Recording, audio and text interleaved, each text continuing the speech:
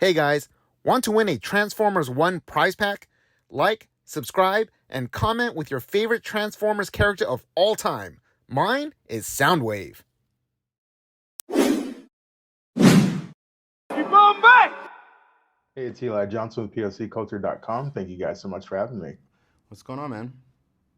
So, Brian, of course, Transformers is a legendary franchise, and we've seen so many incarnations of Megatron over the years. When you got the script as an actor, what did you feel you could add to Megatron's persona that maybe fans haven't experienced before through the delivery and through the performance?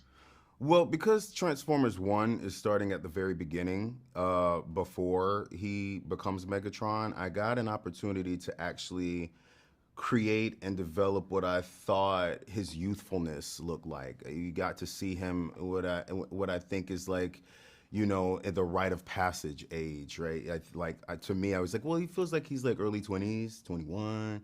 And I thought about myself at that time, in my prime, being in college, just like thrust into the world, trying to figure out who I am, the friendships that I developed, and also the disillusionment I went through. Like when I realized that the world, it wasn't exactly the way that I thought it was going to be. And I felt like reading this script and watching the development of D16, I wanted to put a lot of that in there. And so like when it came to his voice and when it came to his mannerisms, I just thought about young Brian and me when I was that age, and like the precociousness, but also like the hard headedness and like what happened when I realized that things just weren't the way that I was told they were going to be. And so when you see that transition of him actually becoming Megatron, what I'm hoping is that the viewers also go along with it. I really wanted people to feel what he felt when he saw Injustice, to feel, for him, to see his heart more than anything. Because it's very easy to hear Megatron and automatically go, oh, well, that's the villain. We're not supposed to, Decepticons. But I was like, no, I feel like we have an opportunity with this movie to actually share that, the causes that he stood up for were actually just, and to possibly get more followers that way. I wanted people to leave and be like, you know what, I rock with Megatron. I actually, you know what, I get it. Like, I absolutely get it. And that to me was very important and fun to play. Absolutely. It's one of those Killmonger or like Megatron was right Yeah. moments. It's gonna be the new slogan. Yeah, like us, like Megatron is hard, but like there's a method to his madness, truly. Absolutely. And you're an incredibly versatile actor in front of the camera, but also in the recording booth as well. What aspects of voice acting make it so fun for you?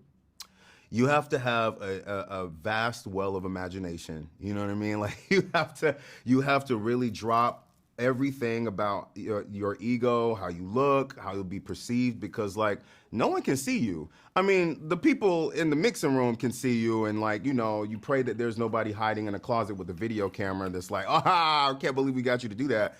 But all ego has to go. You know what I mean? Like it's really, you're serving the character. You're literally breathing life into these characters, and you have to have a vast well of imagination. There's so many, like when you're doing animation, usually the boards and the animatics aren't done yet.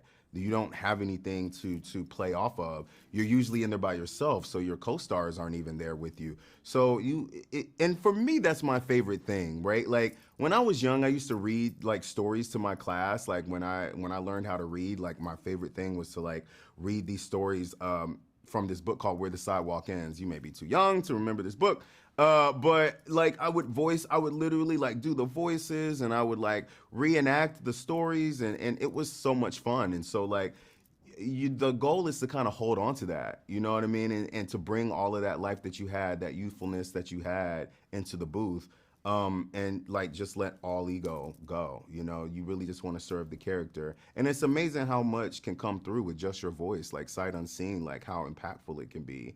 And so in a story like this, I just really wanted to make sure that people really felt, every breath, every time that, you could hear him haram, for any time that you could hear him making a choice that was so dire. I wanted it to reach to the back of the theater. I wanted people to talk about it. I wanted people to feel for him. Yeah, absolutely. And I think your delivery in this movie was just so amazing and so impressive. And you Thank you. really embodied the character and gave him like a new life on his own. And I know this movie is going to reintroduce him to a whole new generation of people. So I absolutely want to thank you for your time. And of course, in closing, what would you want viewers to take away from the film? There's more than meets the eye to each character. There's more than meets the eye. Absolutely.